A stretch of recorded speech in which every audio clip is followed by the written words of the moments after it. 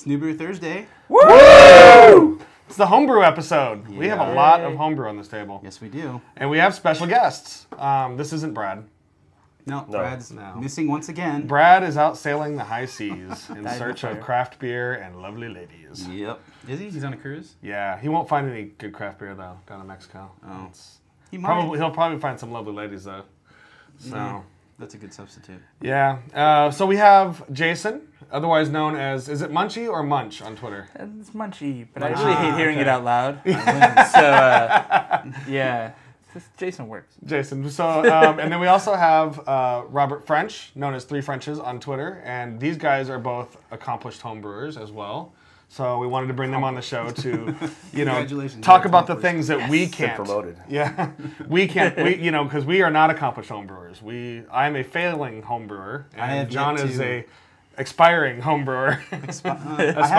Aspiring. Yeah, you said expiring. Expiring. What? Sorry, I've got a bunch of ingredients, but they're sitting on my shelf, expiring literally right now. Well, I have all the stuff to do it in the garage. I just have to do it. We're going to start off with a beer from Brian Yaeger, the author of Red, White, and Brew. And he was on our show almost a long time ago. A year ago.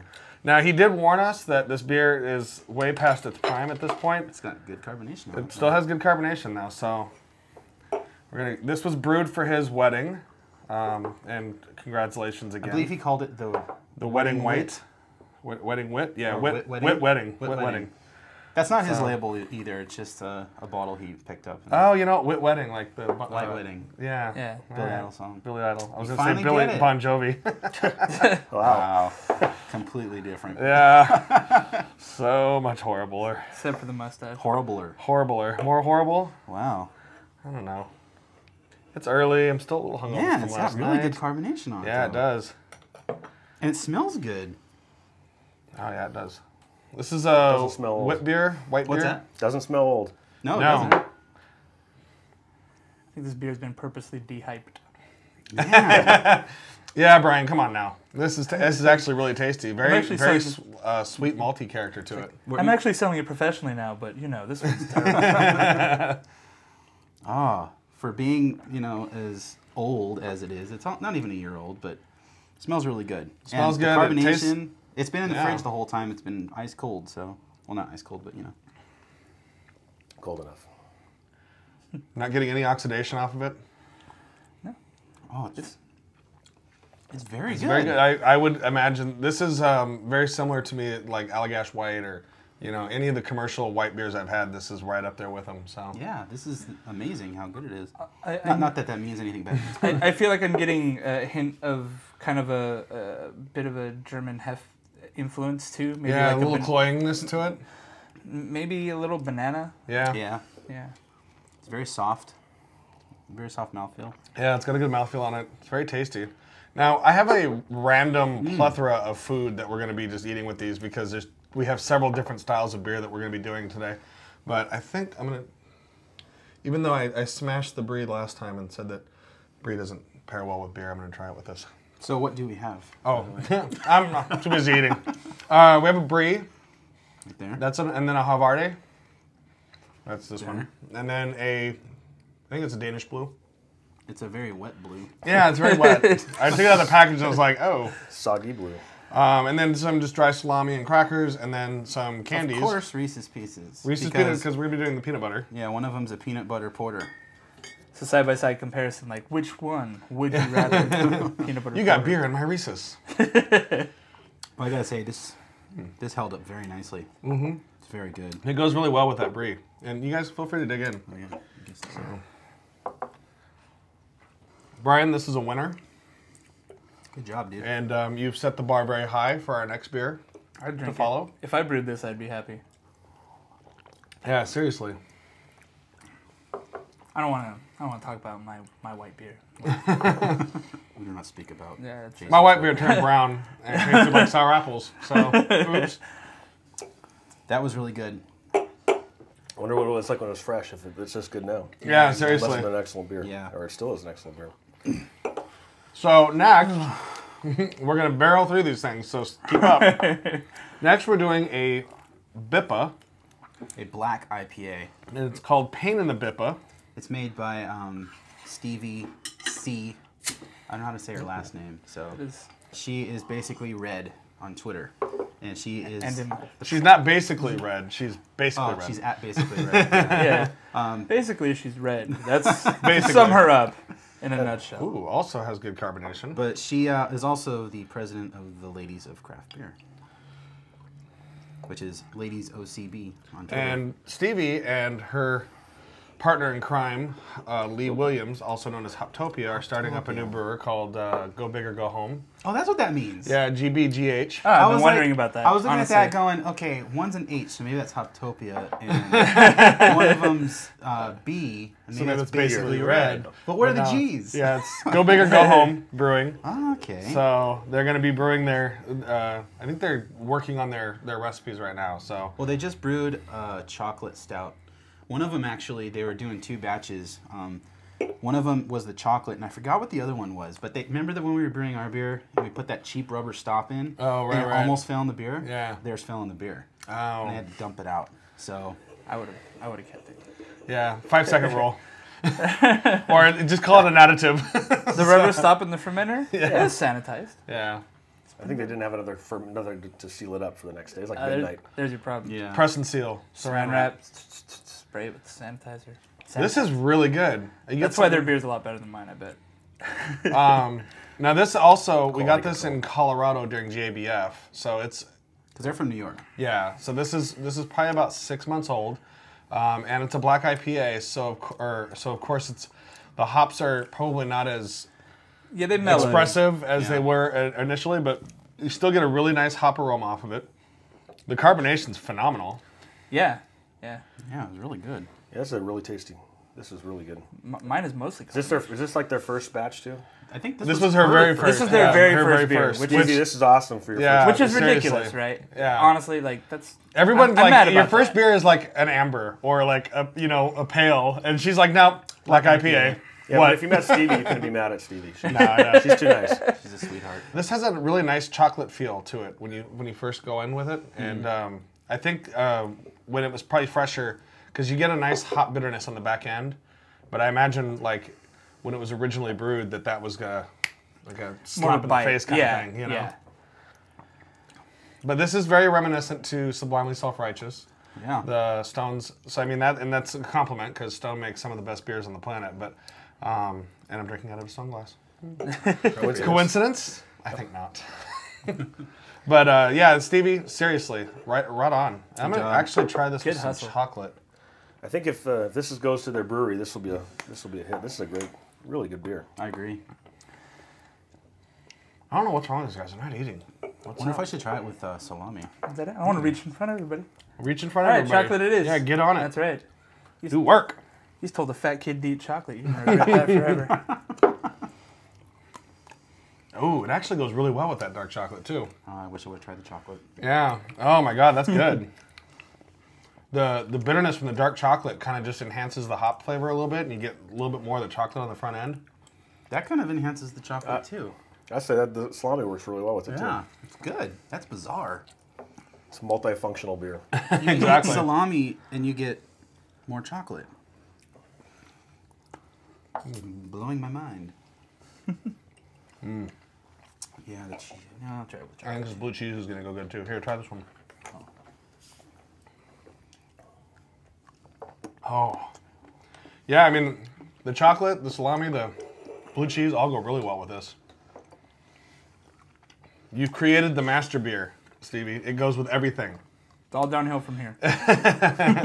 Yeah, sorry, Peter. Your beer's up next, and the bar's the bar is up there. So we got to see Yeah. what's gonna happen. I think the chocolate complements the beer. It doesn't really enhance anything for me. It just goes well with the beer. That's how I feel about it. I didn't. It didn't knock anything up a notch, but it fit. That's how I feel. You know, they're holding hands and dancing. Nice. Skipping along. They're naked in the tulips, dancing. Spinning, Chocolate and spinning, dipper. spinning. It's like that scene when they're running in the meadow towards each other, and it's all slow motion. But then the guy runs past her, and he goes and pets his dog. I was thinking of when the guy runs past and he hugs another guy and starts making out. The Dulce and Gabbana Oh, is that what it is? commercial. Yeah. Oh, okay. I didn't know what that was from. Well, I'm done with mine. That was a win. Yeah. Congratulations. So now we're going to go into I think the guest of honor tonight. The peanut butter porter. Peanut butter porter. I say that not because this is the chocolate peanut butter porter. Now I don't, and I'm not saying that to disregard these two beers, but when I heard about this beer and its existence, I literally just needed some alone time because I mean we don't want to know. Yeah, I'm a huge fan of porters. I love porters. Anything porter, and when you add chocolate and peanut butter to a porter, you become my instant best friend. They're also very strange ingredients to put. You don't see peanut butter in a beer, really. The head is not what I expected it to be. So the peanut butter is going to kill the head on it. Yeah. Really? Yeah, the oils and the peanut butter are going to kill it a little bit. Okay. But you get the nice Ooh. jiffy aroma. Super. When even pouring it, you can smell the aroma coming off the beer. Oh yeah. So we are pairing this with something that you would never, ever, ever even consider pairing this beer with. Reese's Peanut Butter Cups. Ooh. Nice. It's got the bitterness right up front, and then the chocolate peanut butter taste is at the end of it. It's very nice, mellow sweetness on the back end. Kind of complex in that way. Yeah, it's. I thought it was gonna be really a powerful, I'm gonna get hit in the face with a bunch of chocolate flavor right now, but it's really just kind of subtle, hanging out in there. And Yeah. I think as it warms up too, a lot it's going to come out of the aroma. Saying, hey, by the way, guys, there's some chocolate in here. Oh, hey, I'm chocolate. You're gonna drink me. A little more. There you go. While we're all having peanut butter cups. You got your beer in my Reese's. Now, it is also, I believe, a 10% alcohol. Is it? Oh, right on. So, That would explain. a little bang for the buck there. Oh, yeah. That explains. It's not as. I was expecting kind of a thick beer, and it's a little bit thinner than I thought, but at 10% alcohol, that explains everything. Oh, it's really good. I could see laying on the couch eating Reese's and drinking. It's all bad. Yes, kids, that's how I got to where I am today. This works really well. It's not a Jenny Craig diet plan, but what are you going to do? Oh, that's good. It's got to go great with this. No, it really does. I mean, it obviously enhances the peanut butter. It enhances the chocolate. It makes it so much more sweet. And kills a little bit of the bitterness at the front end. Yeah. And it's phenomenal. It makes this beer taste like dessert. I'm going to try it with some gorgonzola. Oh, yeah. Although I think the gorgonzola and the peanut butter are not going to mix well. You never know. Salami, brought out chocolate.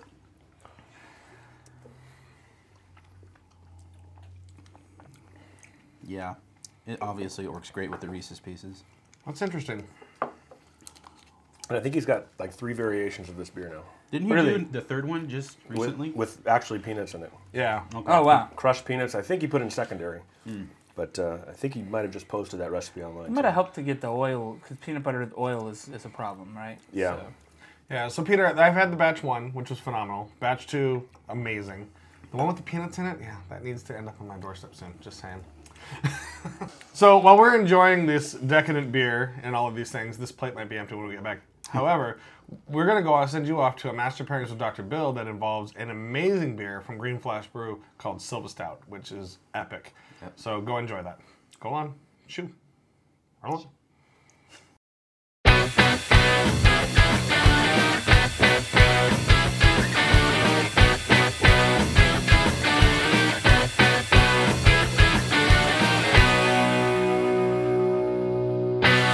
Hey everyone, welcome to another Master Pairings with your host, Bill Sysak, and my good friend, Steven Johnson. What's up? Today we're doing one of my other good friends' newer beers. It's Silva Stout from Green Flash by my very close friend, brewmaster Chuck Silva. This is based off of his double stout, which is an excellent imperial stout. This one's 10.1%, and the reason why it's a little higher in alcohol than the double stout, which I think is 8.8, is he aged a good percentage of this in Old Fitzgerald bourbon barrels for 17 months. I think about the blend is 75% Old Fitzgerald bourbon barrel aged stout and about 25% fresh double stout, so that it rounds out the characteristics of it. And Old Fitzgerald is a style of bourbon? Yeah, style of bourbon, yes. Okay. Classic style of bourbon. Not a bourbon drinker. Yeah.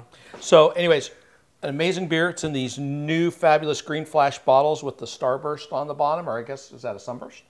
Sunburst, yeah. Sunburst, which luckily the sun's a star, so that all Something works like in that. my favor. Yeah. Anyways, let's pop these open and give them a try. Tasty and delicious. Big, dark chocolate coffee notes with bourbon characteristics. Now, Stephen, what does bourbon characteristics usually add to a big stout? What flavor? Do you know what the... Oh, vanilla. Vanilla, yes. Yeah, bourbon, I'm like, I don't know vanilla. what question you're asking me right now. So you get these really big vanilla notes that play Yes. with the chocolate and coffee. So it's a really Yeah. fun, it's almost like a Neapolitan of beers. So cheers. Cheers. I like these for dessert beers, for sure. A digestive. Oh, yeah. With a cigar, fabulous. Just relaxing. It's such a nice beer. It's so well-rounded, big, and it's really enjoyable. I have a really nice blue cheese. It's Bleu de Cassou, and it's from the same region that Roquefort is made. Okay. The difference between this and Roquefort is about, well, I don't know, well, let's just say this is about 45% milk fat. Is that why it's like melting away as we Yeah, speak? it's very decadent and buttery. It's good for those late nights with your just special one. you know what, dig in with your fork because you know what, it's this is going to be falling apart. Yeah, rich, a lot of salinity, a lot of acidity. It's like coming in. It's like if you mixed a pound of butter with cheese, which I think they're pretty much the same thing, but it's just got that buttery consistency. Oh, it plays so well with the stout. Just really. Yeah, for sure. They just match up like Knocks this. down that bourbon a little bit, the sweetness of the vanilla, and Yeah. brings up the dryness of The dryness, and it has still those nice coffee notes from the roasted grains, and just plays really well with the cheese. Oh, I love that. And it cuts the sharpness of the cheese too, which is great. Which is a great reason why stouts and barley wines play so well with blue cheese because they tame the blue cheese. You can also do IPAs with blue cheese, believe it or not, and they kind of accentuate each other's flavor. Now, this is a very specific blue cheese. Do you need to do this specific blue cheese with this beer, or Not at all. I would normally do perhaps a harder blue, whether it's an American or not. You could definitely do a Maytag blue, for example, which is going up a step as far as it's not quite as creamy, but it's subtler than a lot. But you can go all the way into a Stilton. okay? Classic Gorgonzola, Roquefort, different things like that, and they all play really well. Another classic pairing is something sweet with a stout. It plays off, like I said, the chocolate notes, and it'll play with the vanilla. This is like, it's not a snickerdoodle, but I swear somebody stuck a Snicker on top. It's a Snicker cake. I made it myself. So it's Don't got hate. it's got all kinds of crazy stuff in it. It looks like an oversized Oreo cookie with big maybe butterscotch. I don't know what kind of icing this is. Let's see. Buttercream. I could tell you because I made it myself It's buttercream. in my kitchen, but I won't. So pretty interesting. So This will probably Very nice. Yeah, Kinda this will like probably a- send me to the hospital, but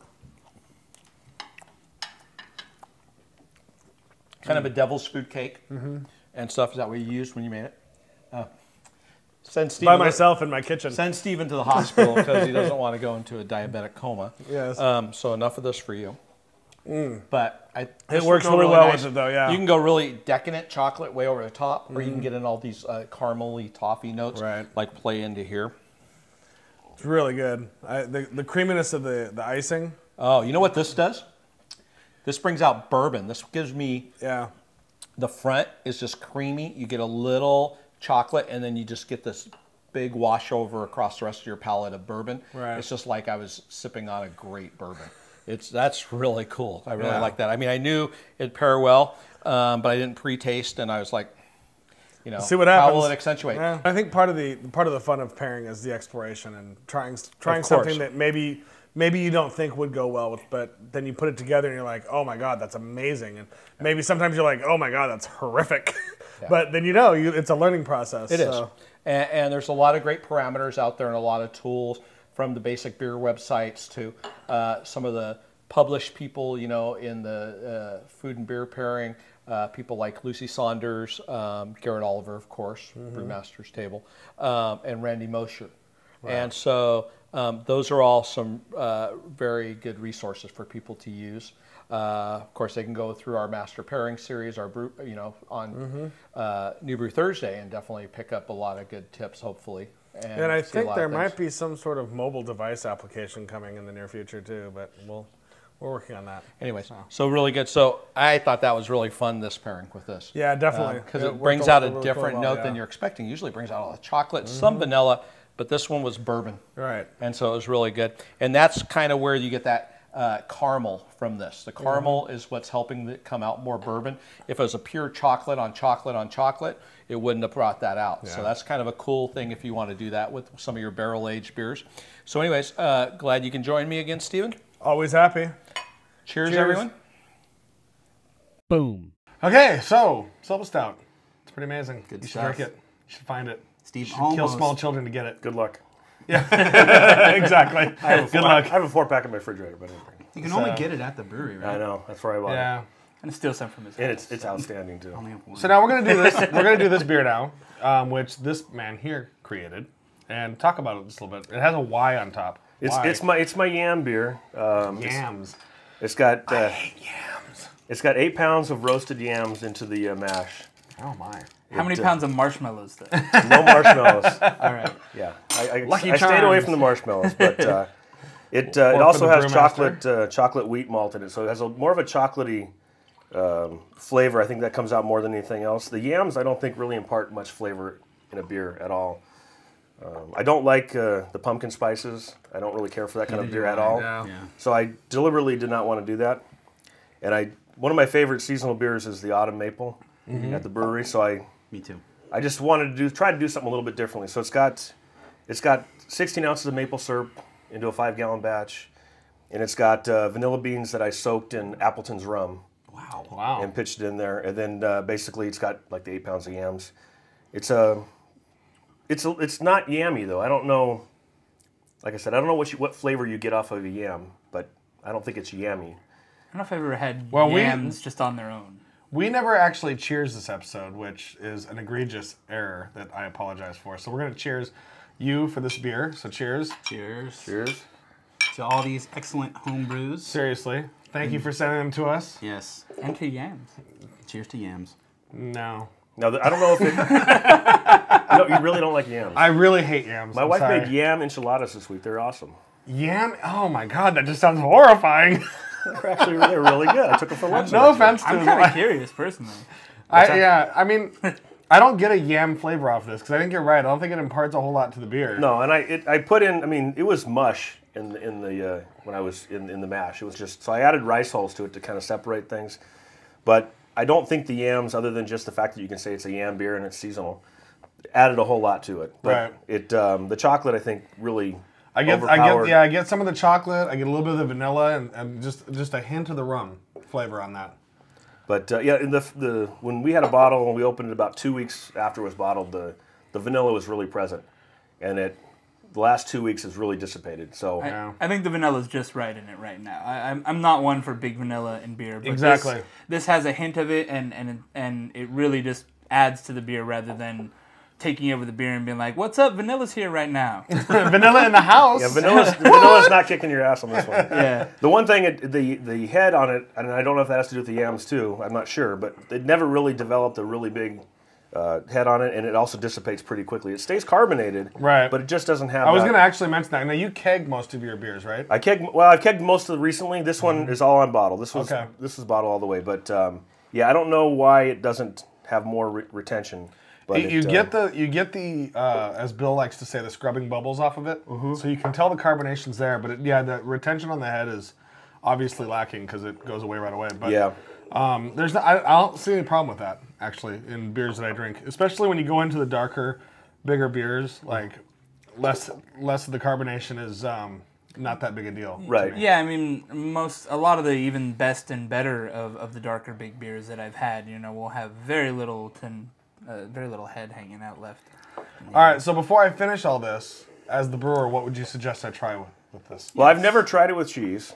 Okay. Actually, I've never tried anything this year, but I would say He's like, usually I just drink it straight from the bottle as I'm getting drunk on my I couch. usually just drink more than I eat. But I think the chocolate would work really well with it. I think maybe the Havarti would also work well with it. I'm not sure. The Havarti. The blue cheese would have a right. Let's try the blue cheese. You're trying the blue cheese. Blue cheese Go for it. enthusiast. Let's see how it goes. Yeah, I'm not sure about that one. Actually, I'm going to try a piece of salami with it. What the hell? Yeah, the dark chocolate kind of is overpowering. However, I do have this leftover Reese's. The Havarti, and that's the thing. Like, I think the flavor profile on this is very balanced, but it's not really aggressive. No. So you go with a dark chocolate like that, you're gonna get the dark chocolate, and that's about it. The Havarti, however, is got a nice little creamy bitterness to it that works really well with the flavor profile of this. Yeah, I don't think people would find this beer too offensive on any level. It's it's a nice, easy drinking. It's very balanced. What's the ABV on it? 6. Oh, okay. No, yeah, so it's very drinkable too. Yeah, it was. I think it was like 6 point, just barely over 6. Okay. I will say the blue cheese basically dominated this beer. I would think so. Yeah, you try the blue cheese. It wrestled into the ground, it pinned it, and said, "You're my bitch." Maybe This it's is blue cheese turf. Blue cheese doesn't. This is my house. Doesn't mess around. God, Steve. I know, I'm sorry. Not like those other cheeses. I've had a lot of beer. Blue cheese is a very aggressive cheese, though. Yeah, it is. It doesn't speak soft. You brought us the essence of blue cheese, verbalized. Exactly. I personified it in whole right now for you. It's because I love you. Good. Anyway. Good stuff. Thanks for bringing it. That is solid. That is- So I get to follow all those. So it's like, this episode's really we had depressing. 1,000 with homebrews tonight. Now let's try this guy. He's been brewing for 6 months, and well, keep at it, buddy. Now that the bar has gotta been go. set like to the Empire State level, we're gonna see if Jason can jump it. I have a good feeling because, of course, they're like, well, I don't know, don't be too harsh on it. And Brian's like, oh, it's gonna suck. And everything is. Well, and great. Peter was like, "It's the best beer you'll ever have in the world. Deal with it."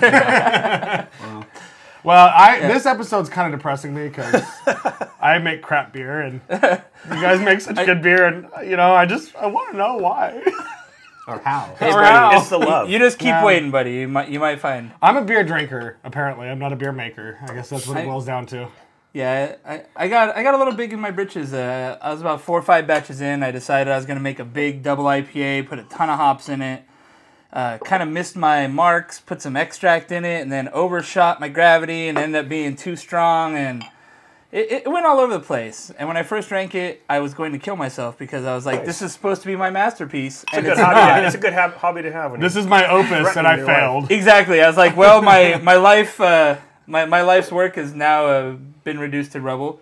But I've let it hang out. This is about 4 months old in bottles, and every It's time got a great aroma. every time I try it, I like it better. Yeah. So It definitely is.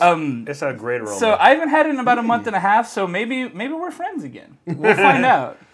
Maybe I don't have to take my own life. We'll see. We'll let you We'll know. see. By the end of the show, it's either going to have an exciting finale or maybe a letdown. It could get quite disturbing. Like The Sopranos. It's going to go to black. It's got a great. We're not playing Journey, though, are we? No, Okay, God, good. no. I just want to make sure. We're not ending the episode with Journey. Karaokeing it the whole way. Although that's a good idea, and I might do that. Oh, this is. You know what? This is really well balanced. I would not call this a double IPA. And maybe it's because of the age on it. The hops have kind of mellowed out quite a bit. They have, yeah. It was hoppier. I think the at one aroma, point. though, I think is very double IPA aroma. It's got that real Exactly. floral. It's really got a really good aroma. Is there something weird on it? Like, what is it? I was like, No. this beer's weird. Kill yourself. I'm like, no! No, there's just something there that I can't. Maybe it's just. It's a you know little what? bit of extra It's got sweetness the or something. citrusy, but then there's like a sweetness on the nose. That's what it is. The back end, It's yeah. a little. It didn't end up as dry as I had hoped it would. It ended up a little bit sweeter, and so there's a sweetness there, maybe a little bit more than I like. But I think now that it's blended together after a little while, it's gotten better. It's gotten pretty good. I like. I mean, this tastes- is a beer. This is a beer I would drink with a smile on my face. Well, good. So- I'm glad to hear it. Yeah. It's not as bad as you presented it to be. Well, good. No, good. I don't mean as bad. Always undersell. Good, yeah, go down there. I mean, it's actually It's gonna suck, so I don't know. It's really good. I mean, I've never had anybody tell me that they're going to commit suicide if I don't like their beer. So this actually goes really well with the brie. What? I know. I'm saying it right now. What? You sure? Yeah, well, because last episode I kind of hated on brie. Sorry, I love you, brie. Really? Jeez. He's just saying that. I know. I'm saying that this works really well with this because the brie has a nice like balancing effect, and the beer is very well balanced already. But it kind of brings out just a little bit more of the hop character because it tones the malts down just a bit. I get that actually out of it. I do. Yeah. It brings the hops out forward a little bit, and with the amount of hops that are in this, the hops should be forward. Well, I mean, when you have an IPA that's this is big, even on a commercial level, like anything after 3 or 4 months, and you're going to start losing a lot of that hop Oh, yeah, characteristic, yeah. even if you've stored it perfectly. Yeah. So, I mean, for a home brew, you're going to have bottling issues, you're going to have all sorts of things that you don't have in a commercial setting. So, I mean, for it to have survived this long and still be this good. Is this like a unique recipe, or is it kind of you played off something else? No, it's a pretty traditional double IPA recipe that kind of had to go winged it a little bit in the brew day. Brew days don't always go as planned. In fact, they never go as planned. Yeah, it's so. true. Well, I think it's really good. You Well, did a good job. I'm glad to hear it. Thank you, Very guys. nice. Right on. Thank you. It means So, a lot. I'm going to go ahead and say that homebrew is a win. Yes, this was if woo! you, yeah, Turning if into you one of my didn't, favorite yeah, episodes, if you didn't know that homebrew is a win, then you haven't watched this show enough. Go back to the beginning and watch from the episode 1. Do it. The views. Just kidding. Anyway, And you go, try. This is just so encouraging for people to just try their yeah, own seriously, go out and buy a homebrew. kit and make some beer. You can get a kit for like $150. As long as it's not Mr. Beer, you're okay. Yeah, don't get that. Yeah, not Mr. Beer. You can leave that one at the. You can leave that one at the Bevmo. Well, the nice thing about brewing your own beer is that it's considerably cheaper than buying it. First of all, significantly cheaper. And if you You need to convince your spouse of that, though, sometimes. yeah, I'm just saying. exactly. Well, you can't factor in equipment costs. Well, I mean, and that's trying to get rid of the smell That's out of hobby the budget. kitchen. if Yeah, you brew in the I've kitchen. been moved outside. So brewing beer, and even if your beer sucks when you're done, a brew day is so much freaking fun. Especially when you're brewing with friends. and Yeah, stuff. like you get a Oh, group yeah. of people together, and everybody brings beer, and you just pretty much get drunk and brew beer. It's awesome. Yeah, it's pretty cool. So and the secret ingredient is love, love. and you That's don't the problem. get that with. I haven't made commercial love to my beer yet. And on that note, On that note, stay safe and make beer.